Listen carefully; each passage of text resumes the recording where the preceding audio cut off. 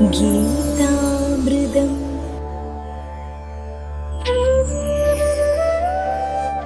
അന്തകാലേച്ച, മരണത്തിന് ഒരു നിമിഷം മുമ്പെങ്കിൽ ആ സമയത്ത് മാം ഏവ, എന്നെ സ്മരിച്ചുകൊണ്ട്, സ്മരൻ മുക്ത്വാ കലേവരം, എന്നെ സ്മരിച്ചുകൊണ്ട് ആരാണോ ശരീരം ത്യജിക്കുന്നത്, യോ പ്രയാതി സമദ്ഭാവം. ഇവിടെ എന്താ പറയുന്നത്? സ്മരൻ, സ്മരണ. സ്മരണ എങ്ങനെ വരും? നവവിധ ഭക്തി എന്തൊക്കെയാ? ശ്രവണം, കീർത്തനം. ഇത് ചെയ്യുമ്പോൾ എന്ത് പറ്റും? സ്മരണം വരും. ശ്രവണം, കീർത്തനം, വിഷ്ണു സ്മരണം, അർച്ചനം, വന്ദനം, ദാസ്യം, സാഖ്യം, ആത്മനിവേദനം. അതായത് ഭഗവാനെ കുറിച്ച് കേൾക്കണം, കൂടുതൽ കൂടുതൽ കേൾക്കണം. എത്രത്തോളം കേൾക്കുന്നു അത്രത്തോളം എന്താണ്? കീർത്തനം ചെയ്യാൻ പറ്റും, ജപിക്കാൻ പറ്റും. മനസ്സിലായില്ലേ? ശ്രവണം, കീർത്തനം എത്രത്തോളം കൂടുന്നോ അതിനനുസരിച്ച് എന്താവും? സ്മരണ വരും. എങ്കിൽ മാത്രമേ എന്താവും? അന്തകാലേച്ച മാമേവ, അവസാന നിമിഷമെങ്കിലും സ്മരൻ മുക്ത്വാ കലേവരം. അവസാന നിമിഷം സ്മരണ ഉണ്ടാകണം. സ്മരണ എന്ന് പറഞ്ഞാൽ എന്താണ്? നമ്മുടെ ഉള്ളിൽ ഉണ്ടാകുന്ന ആ ഒരു ഭാവം. നമ്മൾ ഏറ്റവും കൂടുതൽ സ്നേഹിക്കുന്ന വ്യക്തിയായിരിക്കും നമ്മൾ മരിക്കുന്ന സമയത്ത് ഓർക്കുന്നത്. മനസ്സിലാവുന്നത്? ഇപ്പം എന്തുകൊണ്ട് അജാമ്ലൻ ആ ഏറ്റവും ഇളയ കുട്ടിയായ നാരായണനെ ഓർത്തു? അറിയാമോ കഥ? മകൻ നാരായണൻ. അറിയാമോ ആ കഥ? അറിയത്തില്ല? അജാമ്ലൻ്റെ കഥ അറിയത്തില്ലേ? അറിയത്തില്ലേ? ആ, അതെ. അന്നേരം അതേപോലെ നമ്മൾ ഏറ്റവും അവസാന നിമിഷം നാരായണനെ സ്മരിക്കുക അല്ലായിരുന്നു. ആ അജാമ്ലന് ഏറ്റവും കൂടുതൽ സ്നേഹം ഏറ്റവും ഇളയ മകനോടായിരുന്നു. അതുകൊണ്ടായിരുന്നു. അന്നേരം നമുക്ക് ആരോടാണോ ഏറ്റവും കൂടുതൽ ഫീലിങ്സും ഇമോഷൻസും ഉള്ളത്, അവരെക്കുറിച്ചായിരിക്കും നമ്മൾ മരിക്കുന്ന സമയത്ത് ഓർക്കുന്നത്. അതുകൊണ്ടാണ് പറയുന്നത് ഭൗതിക ആഗ്രഹങ്ങൾ പാടില്ല, ആസക്തികൾ പാടില്ല. എന്തുകൊണ്ടാണ്? അവസാന നിമിഷം നമ്മുടെ ജീവിതം മുഴുവൻ ആർക്ക് വേണ്ടി ജീവിച്ചോ, എന്തിനു വേണ്ടി ജീവിച്ചോ, അത് തന്നെയായിരിക്കും നമ്മൾ മരണസമയത്തും ഓർക്കുന്നത്. അന്നേരം ജീവിതം മുഴുവൻ ഭഗവാന് വേണ്ടി ജീവിച്ചാൽ എന്താവും? മരണസമയത്ത് നമ്മൾ ആരെക്കുറിച്ച് ഓർക്കും? So simple. അന്നേരം ഇവിടെ എന്താ പറയുന്നത്? അന്തകാലേച്ച മാം ഏവ സ്മരൻ മുക്ത്വാ കലേവരം യ പ്രയാധി സമദ്ഭാവം, അവൻ എൻ്റെ അടുത്ത് എത്തും, ഉറപ്പാണ്. അതിൽ ഒരു സംശയമില്ല. യാതി നാസ്തി അത്ര സംശയ, അതിൽ ഒരു സംശയം വേണ്ട അർജുന. അതിന് ആർക്കൊക്കെ ഗോലോകത്ത് പോകണം? എല്ലാവർക്കും പോണ്ടേ? ഗോലോകത്ത് പോകാൻ എന്താ വഴി? ഭഗവാനെ ഓർക്കണം. അവസാന നിമിഷം സ്മരണ വേണം. അന്നേരം ഭഗവാനെ സ്മരിക്കണമെങ്കിൽ എന്താണ്? ശ്രവണം, കീർത്തനം. ഭഗവാനെക്കുറിച്ച് കൂടുതൽ കേൾക്കുക, കൂടുതൽ ജപിക്കുക. അന്നേരം എന്താവും? ഭഗവാനെക്കുറിച്ച് ഓർക്കും, സ്മരണ കിട്ടും. ഇനി മുഴുവൻ മരണത്തെക്കുറിച്ചാണ് ഭഗവാൻ 8ാമത്തെ അധ്യായത്തിൽ പറയുന്നത്.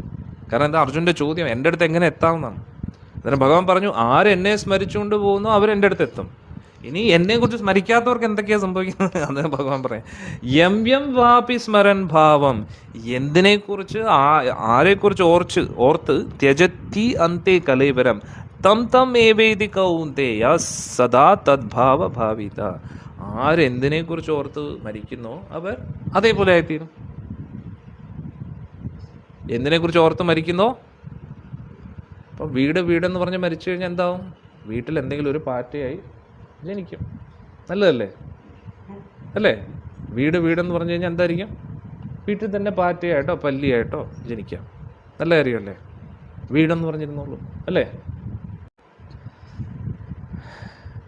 തസ്മാത് സർവേഷു കാലേഷു മാം അനുസ്മര യുദ്ധിച്ച. അതുകൊണ്ട് അർജുന, അതുകൊണ്ട് നീ എന്ത് ചെയ്യുക? സർവകാലേഷു, ഏത് നിമിഷവും എപ്പോഴും മാം അനുസ്മര യുദ്ധിച്ച. മാം അനുസ്മര വളരെ ഇമ്പോർട്ടൻ്റ് വാക്കാണ്. അനുസ്മര. എന്തിനാണ് അനുസ്മര എന്ന് പറഞ്ഞ? യുദ്ധം ചെയ്തുകൊണ്ടിരിക്കുമ്പോൾ യുദ്ധം ചെയ്തുകൊണ്ടിരിക്കുമ്പോൾ കൃഷ്ണൻ ഓടക്കുള്ളിലും പിടിച്ചോണ്ടിരിക്കുന്നു. ചിന്തിച്ചാൽ എന്താ? തല അർത്ഥം. അന്നേരം കൃഷ്ണനെ ഇമാജിൻ ചെയ്യുക എന്നല്ല പറയുന്നത്, ഞാനുമായിട്ട് ബന്ധപ്പെട്ട രീതിയിൽ കാര്യങ്ങളെ ചിന്തിച്ചെടുക്കുക എന്ന് പറയുന്നത്. അതായത് അതിന് ശ്രീല പ്രഭുപാദി ഒരു മനോഹരമായിട്ടുള്ള ഒരു ഉദാഹരണം നൽകുന്നുണ്ട്. ഇപ്പോൾ പ്രഭുപാദി പറയുന്നു, പ്രഭുപാദി കണ്ണാടി ഉപയോഗിക്കും വായിക്കാൻ സമയത്ത് അല്ലെങ്കിൽ ക്ലാസ് എടുക്കുന്ന സമയത്ത്. ഓക്കെ, പ്രഭുപാജി പറയും, ഞാൻ എങ്ങോട്ടെങ്കിലും പോകുമ്പോൾ എന്റെ കണ്ണട ഞാൻ ഇവിടെ വെച്ചിട്ട് പോകുമ്പോൾ ആ കണ്ണട കാണുമ്പോഴൊക്കെ നിങ്ങൾ ആരെ ഓർക്കും? ഇത് പ്രഭുപാജിയുടെ കണ്ണടയാണ്. അന്നേരം നമ്മൾ ചെയ്യുന്ന ഓരോ പ്രവർത്തികളിലും ഇത് കൃഷ്ണന് വേണ്ടിയാണ്. ഇപ്പൊ നമ്മൾ പാചകം ചെയ്തുകൊണ്ടിരിക്കുകയാണ്, ഇത് ഞാൻ കൃഷ്ണന് വേണ്ടി പാചകം ചെയ്യുകയാണ്. മനസ്സിലായില്ലേ? ഇത് കൃഷ്ണൻ ഇഷ്ടപ്പെടും. അപ്പൊ നമ്മൾ വീട്ടിലുള്ളവർക്ക് വേണ്ടി പാചകം ചെയ്യുമ്പോ എന്റെ കുട്ടൻ ഇത് ഇഷ്ടപ്പെടും എന്ന് പറഞ്ഞ് നമ്മൾ എപ്പോഴും ആരെ കുറിച്ചാണ് ചിന്തിക്കുന്നത്? നമ്മുടെ മക്കളെ കുറിച്ച് അല്ലെ? അതിന് പകരം നമ്മൾ എന്ത് ചെയ്യണം? എല്ലാത്തിനെയും കൃഷ്ണനുമായിട്ട് കണക്ട് ചെയ്യണം. അതുകൊണ്ട് എല്ലാവരുടെ വീട്ടിലും ഭഗവാന്റെ ഓർക്കാൻ തക്കവണ്ണം ഗുരുവായൂരപ്പന്റെ ഒരു ചിത്രമെങ്കിലും വേണം. ഗുരുവായൂരപ്പന്റെ ഒരു ഓടക്കൊല്ലും പിടിച്ചോണ്ടൊരു രൂപം ഉണ്ടെങ്കിൽ ഏറ്റവും ഉത്തമം. എന്നിട്ട് അവിടെ എന്താണ് നമ്മൾ പറയുന്നത്? എന്റെ വീട് ആരുടെ വീടാണ്? എന്റെ വീടല്ല, കൃഷ്ണന്റെ വീടാണ്. ഈ ആശ്രമം ആരുടെയാണ്? രാധാ മദൻ ഗോപാൽ ചെയ്തു അല്ലെ? എപ്പോഴും അദ്ദേഹത്തെ ബന്ധപ്പെട്ട് നമ്മൾ ചിന്തിക്കണം. ഈ ഗുരുവായൂർ എന്ന് പറയുന്ന ആരുടെയാ? ഗുരുവായൂരപ്പന്റെയാണ്. അങ്ങനെ എപ്പോഴും connection, seeing and connection with Krishna. അതാണ് അനുസ്മര എന്ന് പറയുന്നത്. അല്ല ചുമ്മാ ഇങ്ങനെ ഇമാജിൻ ചെയ്തിട്ട് ഓർക്കുകയല്ല.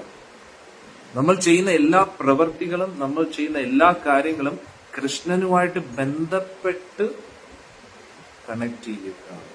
എന്നിട്ട് അർജുൻ യുദ്ധം ചെയ്യുമ്പോഴെന്താണ്? ഭഗവാൻ ആഗ്രഹിക്കുന്നു യുദ്ധം ചെയ്യാൻ. ഞാൻ ഭഗവാന് വേണ്ടിയാണ് യുദ്ധം ചെയ്യുന്നത് എപ്പോഴും. അതുകൊണ്ടാണ് ഭഗവാൻ തസ്മാത് സർവേഷു കാലേഷു എപ്പോഴും മാം അനുസ്മര യുദ്ധ. നീ ചെയ്യുന്ന എല്ലാ പ്രവൃത്തികളും എന്നെ കാണാൻ ശ്രമിക്കുക. എന്നെ കാണുക എന്ന് പറഞ്ഞാൽ ഭഗവാനെ ഇമാജിൻ ചെയ്യുമല്ല. കൃഷ്ണ ഇതിന്റെ അകത്ത് ഓടക്കൊല്ലി പിടിച്ചുകൊണ്ട് ഇരിപ്പുണ്ട്, അങ്ങനെ ഇമാജിൻ ചെയ്യുന്നതല്ല. ആ ഒരു ലെവലിലേക്ക് നമ്മൾ എത്തിയിട്ടില്ല. ഭഗവാൻ വളരെ പ്രാക്ടിക്കലി പറയുകയാണ്. കൃഷ്ണൈസേഷൻ. അതാണ് പ്രഭുപാദി പറയുന്നത്. മാം അനുസ്മര യുദ്ധ, എന്നെ സ്മരിച്ചുകൊണ്ട്. അനുസ്മര ചെയ്യുന്ന, സ്മര എന്നല്ല പറയുന്നത്, അനുസ്മര. മറ്റു ഓരോ കാര്യങ്ങൾ ചെയ്യുന്നതിന്റെ കൂട്ടത്തിൽ അതുമായിട്ട് ബന്ധപ്പെട്ട് എന്നെ കണക്ട് ചെയ്യാൻ ശ്രമിക്കുക. അല്ലാതെ നമ്മൾ കുക്ക് ചെയ്തുകൊണ്ടിരിക്കുന്നു എന്ന് പ്രഭുജി ഞാൻ എപ്പോഴും കൃഷ്ണനെ കുറിച്ച് ഓർത്തുകൊണ്ടായിരുന്നു. എപ്പോഴും 24 മണിക്കൂർ കൃഷ്ണനെ കുറിച്ച് ജപിച്ചുകൊണ്ടിരിക്കുക. നമ്മൾ ചെയ്യുന്ന പ്രവർത്തികൾ കൃഷ്ണനുമായിട്ട് ബന്ധപ്പെട്ടതായിരിക്കണം. മനസ്സിലായി? മനസാ വാച കർമ്മണ, മനസ്സിലുള്ള ചിന്തകൾ, വാക്കുകൾ, പ്രവൃത്തികൾ കൃഷ്ണനുമായിട്ട് ബന്ധപ്പെട്ടതായിരിക്കണം. അന്നേരം അത് അനുസ്മരയാവും. മനസ്സിലായി? കാരണം നാച്ചുറലി നമ്മൾ എപ്പോഴും ആർക്ക് വേണ്ടി ചെയ്യുന്നോ അവരെ കുറിച്ചല്ലേ ഓർക്കൂ. നമ്മൾ ജീവിക്കുന്ന മുഴുവൻ നമ്മുടെ കുടുംബാംഗങ്ങൾക്ക് വേണ്ടി എങ്കിൽ എന്താവും? എന്റെ മക്കളെ എന്ന് പറഞ്ഞിട്ടായിരിക്കും ചെയ്യും. അവസാനം എന്താവും? വീണ്ടും എവിടെയെങ്കിലുമൊക്കെ ജനിക്കാം അല്ലേ? പിന്നെ ഭാഗ്യവശാൽ ഇന്നത്തെ ആൾക്കാര് പട്ടിയും പൂച്ചയൊക്കെ വീട്ടിൽ വളർത്താറുണ്ട്. അതുകൊണ്ട് എന്താവും? അടുത്ത ജന്മത്തിൽ നല്ല ചാൻസാണ്. അതുകൊണ്ട് നമ്മൾ എല്ലാം, പശുവിനെ നമുക്ക് എന്തുകൊണ്ടാണ് ഇഷ്ടം? പശുവിനെ കാണുമ്പോൾ നമ്മൾ വൃന്ദാവനത്തിനെ ഓർക്കും. വൃന്ദാവനം ആരുടെയാണ്? കൃഷ്ണന്റെയാണ്. ഈ പശു വൃന്ദാവനത്തിൽ നിന്ന് വന്ന പശുവാണ്, കൃഷ്ണന്റെ പശുവാണ്. കൃഷ്ണന്റെ പശുക്കളെ ഭയങ്കര ഇഷ്ടം. അതുകൊണ്ട് എനിക്ക് ഇഷ്ടമാണ്.